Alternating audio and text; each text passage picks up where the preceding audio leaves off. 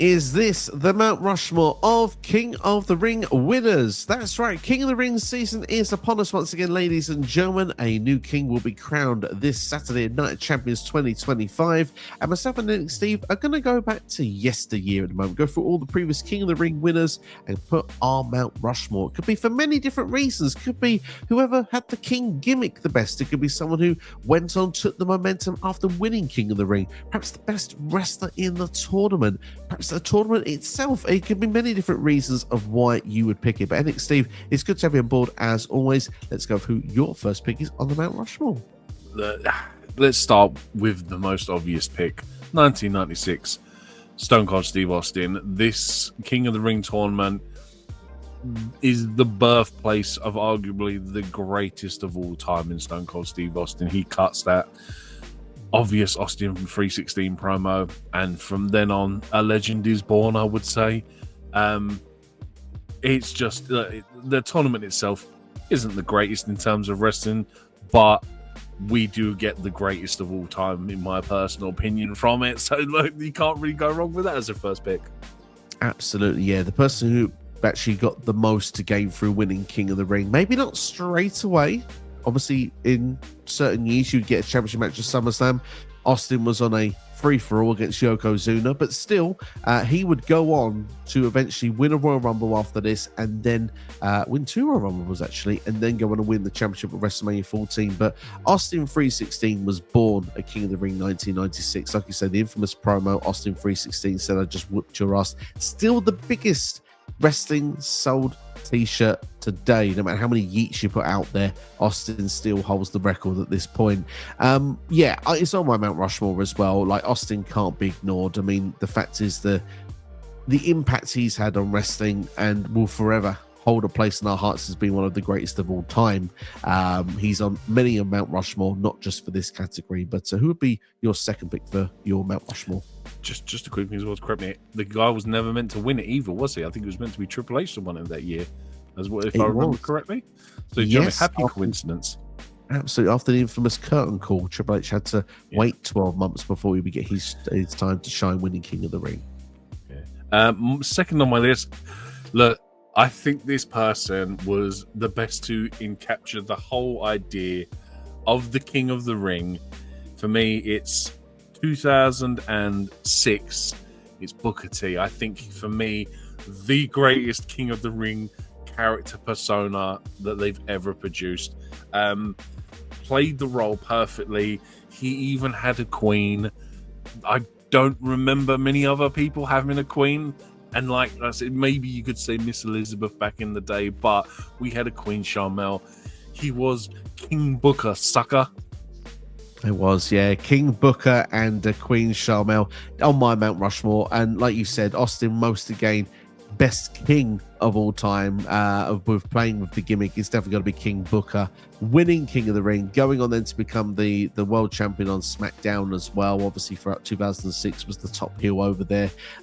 Yeah, there was some great just gimmick work from Booker, really reinvented himself, made himself a top guy, winning, like I said, a world championship in WWE. His previous 5 world championships were in WCW. So I mean, yeah, this is a no-brainer for me, and I think many remember King Booker very fondly.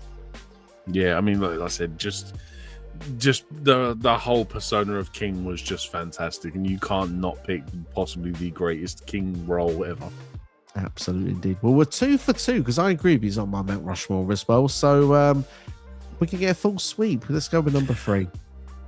This one for me, this is purely because I remember him as a king before anything else. He's the Macho King, Randy Savage. For me, as a young child, I knew him as the Macho King before I knew him as the Macho Man. This Macho Man, Randy Savage, I just think that the guy, like I said, he was such a character in himself, and you give him that scepter that would be so infamous in the late 80s, early 90s, and he would use it as, it'd just be one of those weapons that everyone knew about that was so devastating. The Ultimate Warrior getting a piece of that scepter lodged in his forehead. It screams iconic. It screams history. It screams nostalgia. For number 3 for me, it's the Macho King, Randy Savage. Love it indeed, yeah. Honourable mention for me for Macho King, but he's not in my personal Mount Rushmore. So I will go with my third pick for you. I think that this person did very well with the King gimmick because of the fact that actually they made themselves be able to be King despite King of the Ring continuing on. They could continue with the King name because they wasn't necessarily King of the Ring.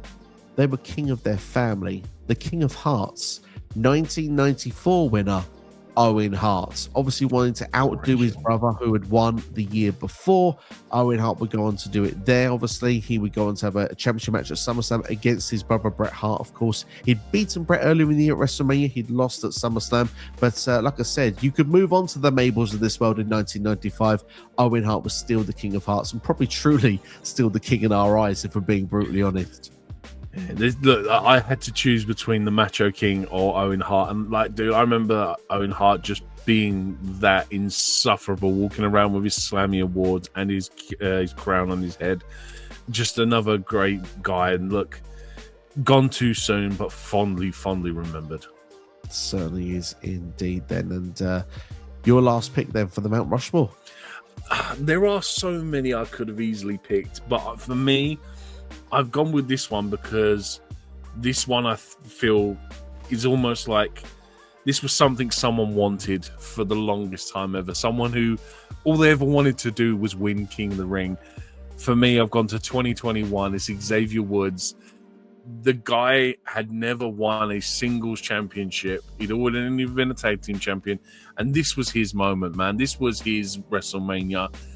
King Woods, Kofi at his side being his jester, it was fantastic, and it was a shame that he never got to carry the role on more and just be King Woods for the following year. It was a very short-lived character role, but yeah, for me, Xavier Woods, like, if your career goal is to win something and you win it, it's on there for me, man. It's a very special feeling with him winning King of the Ring. I do think he could have had magic had he been allowed to carry on with the gimmick for a lot longer. I think he could have been in the conversation with a Booker T of how he could have portrayed himself as King of the Ring, but unfortunately it wasn't to be. To be honest, the only PLE I've been to live in WWE, Xavier Woods was on that show as King Woods. So I did get to see him experience during his King role, and it certainly was a lot of fun indeed. But he's not on my Mount Rushmore.